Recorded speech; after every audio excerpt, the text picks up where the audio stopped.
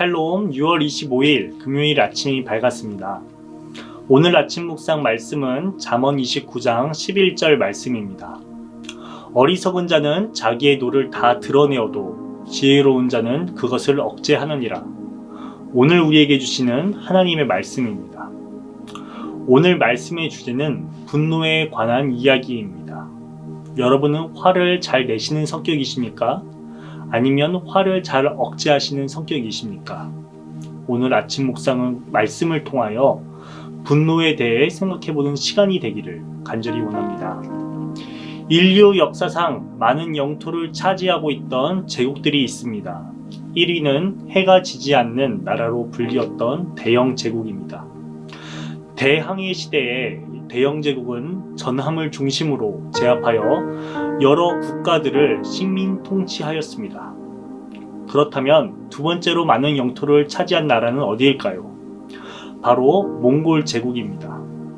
대영 제국이 전함을 통하여 영토를 확장하였다면 몽골 제국은 말을 통한 기동력을 중심으로 아시아 대륙 그리고 한반도를 포함하여 여러 나라들을 장악하였습니다.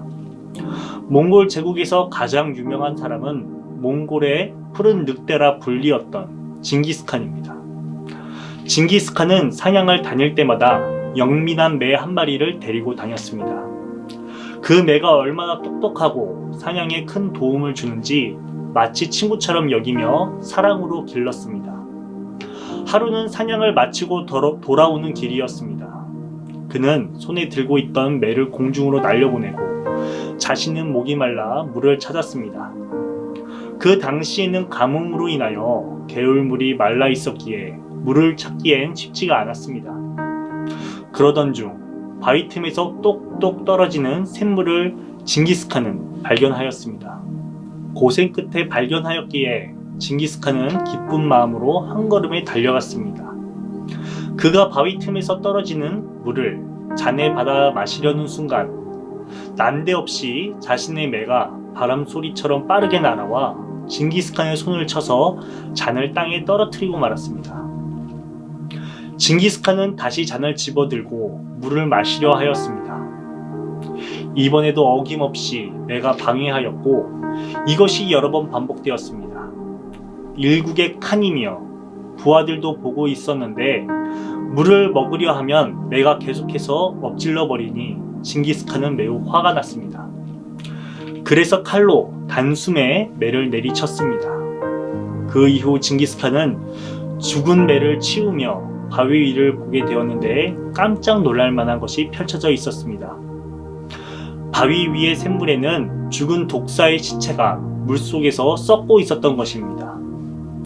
만약 그 물을 마시게 되었더라면 징기스칸은 즉사하였을 것이고 그 매는 그것을 알고 있었기에 징기스칸을 보호하고자 급히 날아와 그것을 막았던 것입니다. 징기스칸은 매의 죽음을 크게 슬퍼하고 매를 가지고 돌아와 금으로 동상을 만들고 한쪽 날개에 이러한 글귀를 적었습니다. 분노하여 판단하면 반드시 패하리라. 이처럼 즉 분노는 이성적인 판단을 그르치게 하고 잘못된 결과로 이어지게 만듭니다.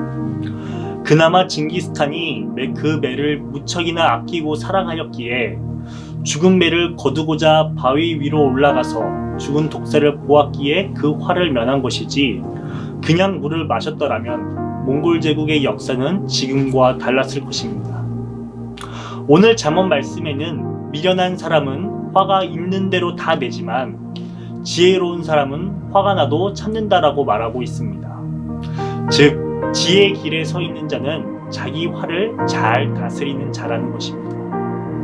여러분은 인생을 사시면서 분노를 주체하지 못하고 이를 그르치셨던 사건이 없으십니까? 만약 그때 내가 마음을 잘 다스렸다면 지금과 같지 않았을 텐데 라고 후회하고 계시진 않으신가요? 하나님께서는 징기스칸의 예화처럼 사건을 통해서 우리를 깨닫기도 하시지만 잘못된 길에 서 있는 우리를, 지혜의 길에 서 있지 못한 우리를 향해 말씀을 통하여 더 빠르고 더 쉽고 더 안전하게 돌이킬 수 있도록 인도하십니다. 신약의 야고보서 1장 19절에서 20절에도 이렇게 기록되어 있습니다.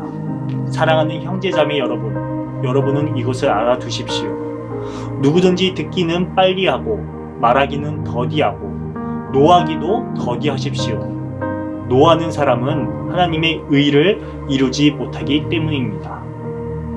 이처럼 성경의 다양한 본문 속에서 반복적으로 자기 화를 다스리라고 말하고 있습니다만, 우리는 다혈질이었던 베드로를 언급하면서 하나님은 그 기질을 통해서도 일하셔 라고 자신의 약점을 합리화하기도 합니다. 자신의 약점을 합리화하려는 사람들에게 오늘도 변함없이 하나님께서는 끊임없이 지혜의 길에 설 것을 권면하십니다. 그리고 경고하십니다.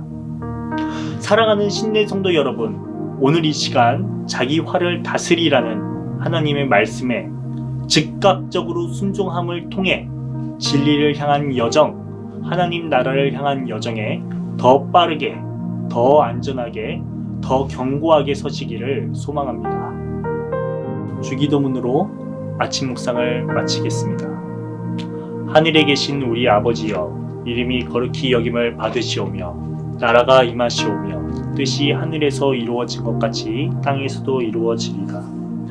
오늘 우리에게 일용할 양식을 주시옵고 우리가 우리에게 죄 지은 자를 사하여 준 것 같이 우리 죄를 사하여 주시옵고 우리를 시험에 들게 하지 마시옵고 다만 악에서 구하시옵소서. 나라와 권세와 영광이 아버지께 영원히 있사옵나이다. 아멘.